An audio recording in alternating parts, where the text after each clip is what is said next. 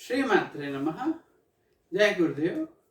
मित्रों, आज वास्तु टिप्स के ऊपर में आज हम ईशान कोण की बात शुरू करेंगे। सबसे पहले ईशान कोण। बहुत सी जगह हम जाते हैं, बहुत से प्रश्न हमें आते हैं, बहुत से कॉल्स आते हैं ईशान कोण के बारे में, इसके बारे में, हर कोणों के बारे में अलग अलग बताया जाता है, पूछा जाता है कि हमारा तो एक कमरा या दो कमरे का ही हमारा घर है, तो हम क्या करें। ये जान लीजिए कि अगर आप बहुत हार्ड वर्क कर रहे हैं और उसके बाद अगर आपकी बरकत नहीं हो रही है, आप जल्दी से जल्दी बढ़ नहीं पा रहे हैं या आपको आगे बढ़ने में बहुत ज़्यादा परेशानी हो रही है, तो आप अपना सबसे पहले आप अपना ईशान कोण चेक करें। मित्रों, कई जगह ऐसा होता है कि अपने घर के ईशान कोण में हमने एक ट्रंक लगा दिया है या एक अलमारी रख दी है बड़ी सी, या लोहे की बड़ी सी ट्रंक रख दी, या हमने डबल एक बक्से वाला एक दीवान लगा दिया है और उस बक्से के अंदर बहुत सारी चीजें हमने गद्दा वद्दा ये वो सब भर दिया है, बहुत से घर के अनवांटेड सामान भर के रख दी।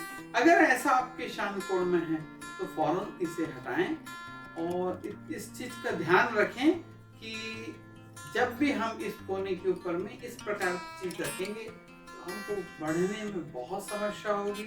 बहुत हार्ड वर्क करने के बाद हमको बहुत थोड़े से फल की प्राप्ति होती है। कई घरों में हम देखें कि ईशान कोण में उन्होंने सीढ़ियां बना दिया, स्टेयर बना के रखा है, तो आपको ईशान कोण में सीढ़ी भी नहीं बनानी चाहिए, क्योंकि सीढ़ी जो है स्टेप्स होते हैं उनमें बहुत वेट होता है और घर का पूरा वजन आपने वहां पे रख दिया, तो जो घर का सबसे हल्का होने वाला जो कमरा है उसमें आपने सबसे ज्यादा वजन रख दिया। मित्रों, वहां पर ऐसी कुछ चीज लगाएं कि जिसमें लाइटिंग होती रहे या चमक वाली चीज बनी रहे। ईशान कोण में अगर आपको जल्दी से बरकत चाहिए तो कुछ एक प्रिज्म ले लीजिए और ऐसी एक लाइटिंग, एक ऐसी प्लेट, आजकल तो बहुत सुंदर सुंदर प्लेट्स आ रही हैं कि जो अपनी जगह पर घूमती रहती हैं, उसके ऊपर एक प्रिज्म लगा दीजिए, नीचे से लाइट आएगी तो प्रिज्म से वहां पे चारों तरफ में एक लाइट होने लग जाएगी। और भी अगर कुछ आपको समझ में आता तो आजकल जो कलरफुल लाइटें आती हैं जो कई रंग की होती हैं, वैसी वाली एक छोटी सी, बहुत बड़ी नहीं, छोटी सी एक झालर लगा दीजिए जो बार बार लाइट बंद चालू होती रहे उसकी, इस प्रकार का। और अपने ईशान कोण में एक बहुत ही सुंदर गुलाबी रंग के कमल की फोटो लगाएं।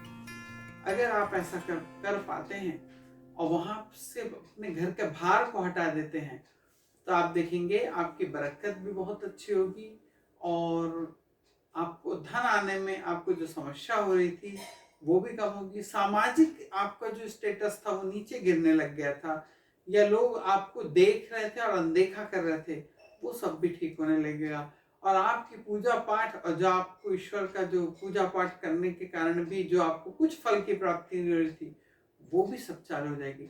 इसलिए आज का जो विषय है वो ईशान कोण के ऊपर में। ईशान कोणों को आप हल्का रखें, वहां उसको खाली रखें, वहां की साफ सफाई बहुत अच्छी रखें।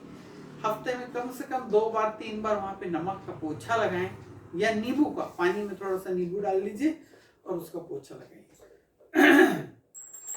और आप देखेंगे कि आपकी तरक्की दिन दुगनी रात चौगुनी आपकी तरक्की होने लगी।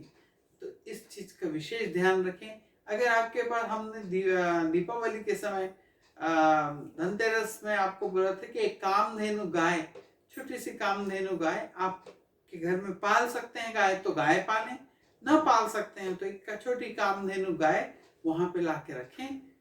ईशान कोण में एक छोटी सी कामधेनु गाय ब्रास की या पंचलोह की वहां, या चांदी की, तीनों में से कुछ भी रख सकते हैं। सोना की भी रख सकते हैं, ऐसा कुछ नहीं है, लेकिन चूंकि सोना इतना कॉस्टली है तो हर किसी के लिए मुमकिन नहीं होगा। पीतल की तो सबके लिए मुमकिन है, तो वो ला के आप रख सकें।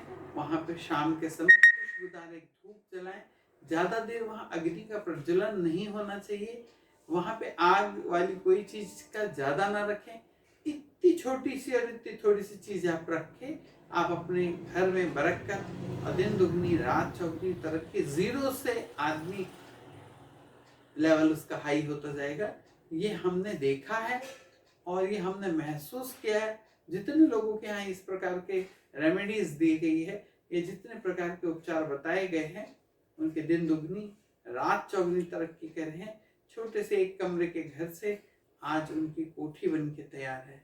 इसलिए मित्रों, आप भी इन उपचारों को अपनाएं और अपने घर में रखी हुई चीजों पे थोड़ा ध्यान दें, और आप देखेंगे कि आपकी बरकत की चाबी आपके ही हाथ में है।